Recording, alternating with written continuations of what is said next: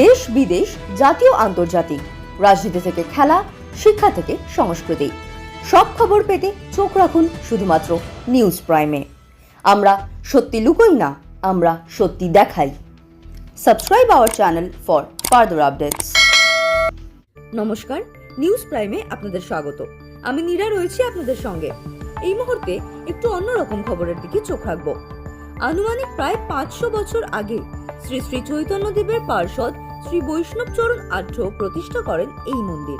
কালের নিয়মে একসময় অত্যন্ত জরাজীর্ণ হয়ে পড়েছিল এই মন্দির। অবশেষে তাঁরই বংশধর এবং সেই পরিবারের ষষ্ঠ প্রজন্মের শ্রী সঞ্জয় আঢ্যর ঐকান্তিক প্রচেষ্টায় ও নিরলস প্রয়াসে নতুন করে সংস্কার করা হয় এই মন্দির। বিগত 15 বছর ধরে এই মন্দিরে মহাপ্রভু জগন্নাথ দেবের স্নানযাত্রা, রথযাত্রা সহ বিভিন্ন তিথি মহা সমারোহে পালিত ও উদযাপিত হয়ে চলেছে, যার বিশেষত্ব হলো যে কোনো জাতি, ধর্ম, বর্ণ নির্বিশেষে সাধারণ মানুষের প্রভুকে সরাসরি স্নান করানোর অধিকার। সত্যি এটাই বোধহয় আসল সনাতনের মহামিলন। কলকাতা থেকে সঞ্জয় সাহার রিপোর্ট, নিউজ প্রাইম। নমস্কার, নিউজ প্রাইমে আপনাদের স্বাগত। আমি সঞ্জয় রয়েছি আপনাদের সাথে। এই মুহূর্তে আমরা রয়েছি ব্রজধাম, শ্রী শ্রী ব্রজরাজ কিশোর জিউ সেই মন্দিরে। আমরা জানি জ্যৈষ্ঠ পূর্ণিমায়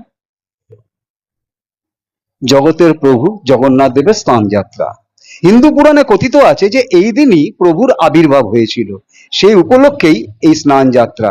জগন্নাথ, বলরাম, সুভদ্রা এই তিনজনের স্নান যাত্রা, এবং এই স্নান যাত্রার পর অবধারিতভাবে তাঁরা জ্বরে পড়েন।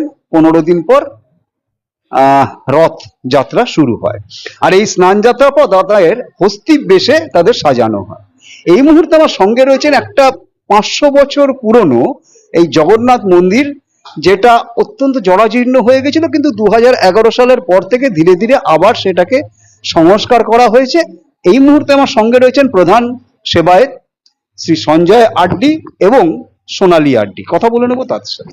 সঞ্জয়, প্রথমত নিউজ প্রাইম আপনাকে স্বাগত। আজকে তো জ্যৈষ্ঠ পূর্ণিমা, জগন্নাথ দেবের স্নান যাত্রা। 500 বছরের পুরনো একটি জগন্নাথ মন্দির, যেখানে পরম্পরাগত ভাবে হিন্দু পুরাণ মতে যে স্নান যাত্রা শুরু হয়েছিল, সেই পরম্পরাগত ভাবে স্নান যাত্রা হয়ে আসছে। আবার নবরূপে নবকলবরে এই শ্রী শ্রী ব্রজরাজ কিশোর জিউর এই যে মন্দির, সেটা আবার নবরূপে মানুষের সামনে এসছে। বহু মানুষ, এখানকার বিশেষত বহু মানুষ, তারা নিজেরাই হাতে জল দেন। কি বলবে? এখানে আগে বলবো যে চৈতন্য মহাপ্রভুর পার্ষদ বৈষ্ণবচরণ দাস আমাদের পূর্বপুরুষ। ওনার হাত ধরেই আমরা এই বৈষ্ণব ধারাতে আসি। অ্যাকচুয়ালি আমরা সুবর্ণ বণিক। আমার নাম হচ্ছে সঞ্জয় আঢ্য, কিন্তু আমরা ওনার হাত ধরে এই বৈষ্ণব ধারাতে পা দিই।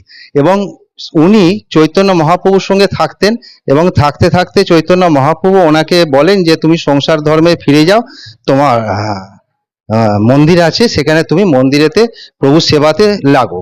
তখন উনি জগন্নাথের মূর্তি এখানে রাখেন, যেটা আমাদের সামনে রাখা আছে, জরাজীর্ণ হয়ে গেছে আজকে। তা তার ওপরই স্নানযাত্রা করা হতো। আর স্নানযাত্রার যার নিয়ম, যেটা আমরা সবাই জানি, যে ওনার 108 ঘটি জলে, আমাদেরও 108 ঘটি জলে স্নান করানো হয়। আর সেই রীতি মেনে আজও পর্যন্ত আমরা প্রভুর আশীর্বাদে চালাবার জন্য, উনি আশীর্বাদ করছেন বলে তাই চালাতে পারছি। এখানে যে বিশেষত্বটা, সেটা হচ্ছে সাধারণ মানুষ তারা নিজেরাই জল ঢালতে পারেন। আমরা জানি পুরী হোক বা মাহেশ হোক, সেখানে সাধারণ মানুষ হয়তো জল ঢালতে পারেন না আসল বিগ্রহে, কিন্তু এখানকার বিশেষত্ব হচ্ছে সাধারণ মানুষ তারা নিজের হাতে প্রভুকে স্নান করান। এই বিশেষত্বটা কেন? এই বিশেষত্ব দেখুন, চৈতন্য মহাপ্রভুকে ধরে আমরা সব এগিয়েছি, এবং চৈতন্য মহাপ্রভুর বন্ধু অর্থাৎ পার্ষদ ছিলেন বৈষ্ণবচরণ দাস। আপনি হয়তো পুরনো ঘটনার রথে জানবেন, পুরীতে যে যখন রাজামশাই তার নিজের সৈন্যবাহিনী দিয়ে নিজের ভক্তদের দিয়ে টানানোর চেষ্টা করেছিল, তখন কিন্তু রাত আটকে গেছিল। কিন্তু চৈতন্য মহাপ্রভু করলেন কি, জাতি ধর্ম নির্বিশেষে সবাইকে দিয়ে রথ টানালেন। সেই মুহূর্ত থেকে রথ চালু হলো। আর আজও পর্যন্ত পুরীতে সেই প্রথা চলছে। তা সেই কারণে বৈষ্ণবচরণ দাস তিনি কি করলেন, যে জাতি ধর্ম নির্বিশেষে স্নান যাত্রা চালু করলেন। অর্থাৎ সর্বধর্ম মিলন আর প্রভু সবার, এটাই তো মূল বক্তব্য।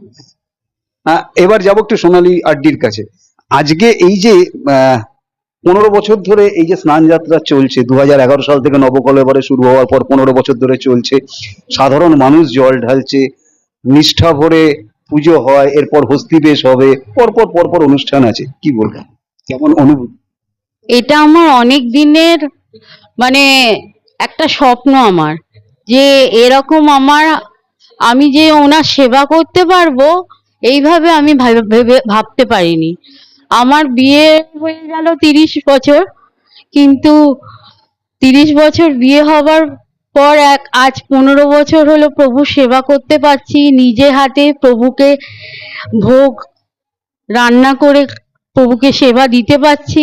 এটা আমার কাছে খুব মানে আনন্দও বলবো একটা, আর কি বলবো, মানে আমার কাছে কোনো ভাষা নেই প্রভুকে বলার মতন। এটাই হচ্ছে সনাতন, বিশ্বাসে মিলায় বস্তু তর্কে বহুদূর।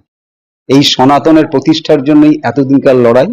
আজ সনাতন প্রতিষ্ঠিত হয়েছে এবং জ্যৈষ্ঠ পূর্ণিমায় জগন্নাথ দেবের স্নান যাত্রা, জগন্নাথ দেব, বলরাম এবং সুভদ্রা দেবী তাঁদের স্নান যাত্রা, এরপর হস্তিবেশ হবে, পরপর পরপর অনুষ্ঠান আছে এবং 15 দিন পর প্রভু রথে উঠবেন এই ব্রজকিশোর শ্রী শ্রী ব্রজরাজ কিশোর জিউর ধাম থেকে। ভিডিও জার্নালিস্ট মঞ্জুলার সাথে নিউজ প্রাইমের জন্য সঞ্জয় সাহা, কলকাতা।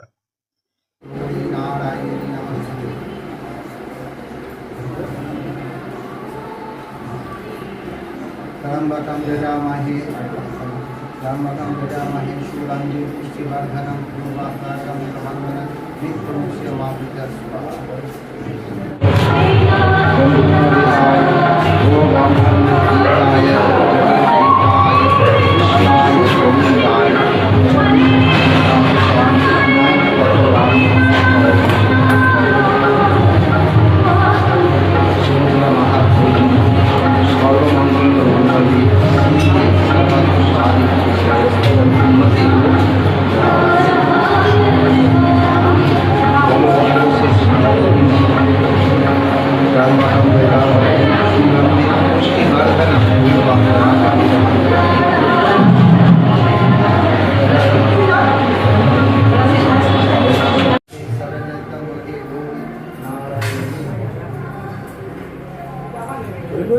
त्र्यम्बकं यजामहे शूलांगी पुष्टिवर्धनं